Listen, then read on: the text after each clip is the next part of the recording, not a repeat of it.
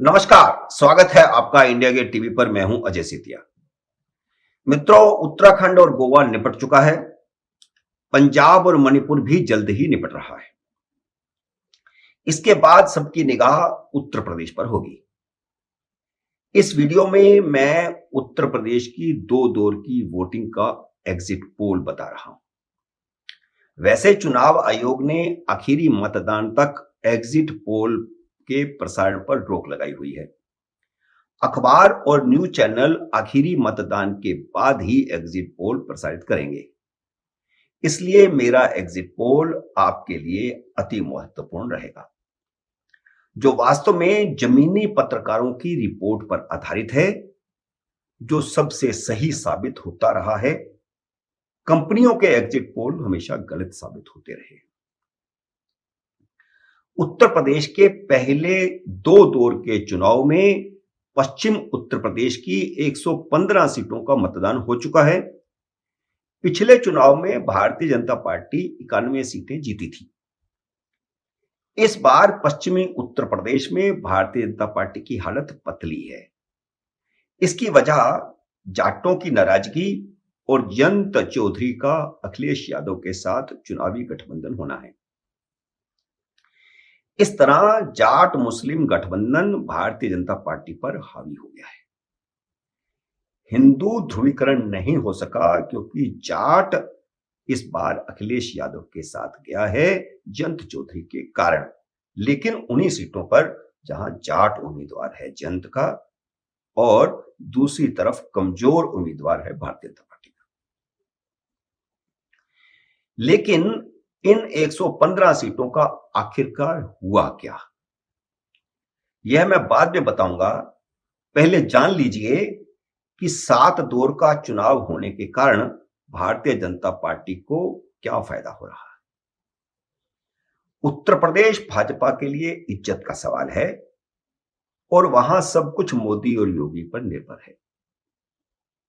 बाकी बचे 5 दौर के चुनाव में मोदी और योगी की रैलियों का जो ज्यादा मौका मिल गया है, उससे निश्चित रूप से भारतीय जनता पार्टी को फायदा होगा।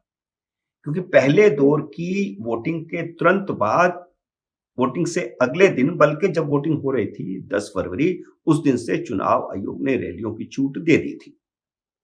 तो 6 दौर में लगातार मोदी और योगी की रैलियां होंगी, जिससे हवा बदल सकती है और बदल रही है। इसलिए इन दोनों का जोर इसी बात पर है कि किसी तरह यूपी को बचा लिया जाए। लेकिन अगर पहले और दूसरे दौर से तय होना है तो भारतीय जनता पार्टी 115 में से 58 सीटें तो हर हालत में जीतनी ही चाहिए। लेकिन क्या वह इतनी सीटें जीत सकेगी? आप हैरान हो रहे हैं कि पिछली बार जहां 115 में से 91 सीटें जीती, अब मैं कह रहा हूं कि क्या वो 58 सीटें जीतने की स्थिति में है।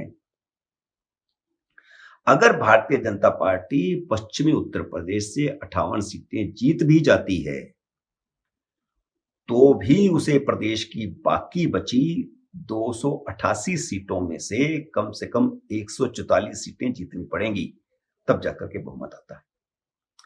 हालांकि पिछली बार इन 288 सीटों में से भारतीय जनता पार्टी 222 सीटें जीती थी, सिर्फ 66 सीटें लूज की थी। लेकिन अब स्थितियां बदल गई है।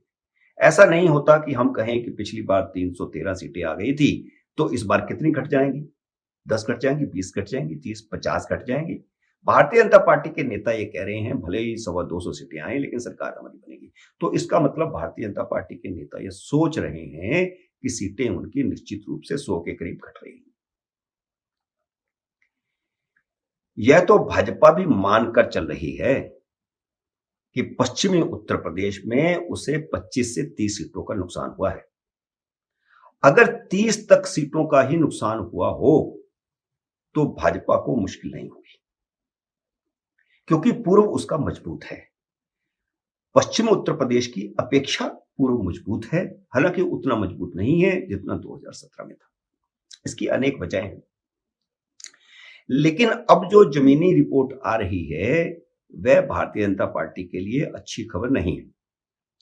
ऐसा इसलिए हुआ क्योंकि हिंदू वोटों का ध्रुवीकरण करते करते भारतीय जनता पार्टी ने मुस्लिम वोटरों का ध्रुवीकरण कर दिया। मुस्लिम वोटों का बिखराव खत्म हो गया।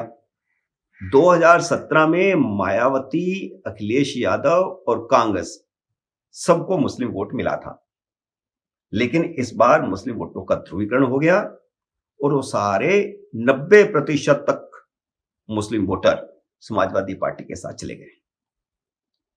इसलिए भाजपा का नुकसान 40 से 50 सीटों का है।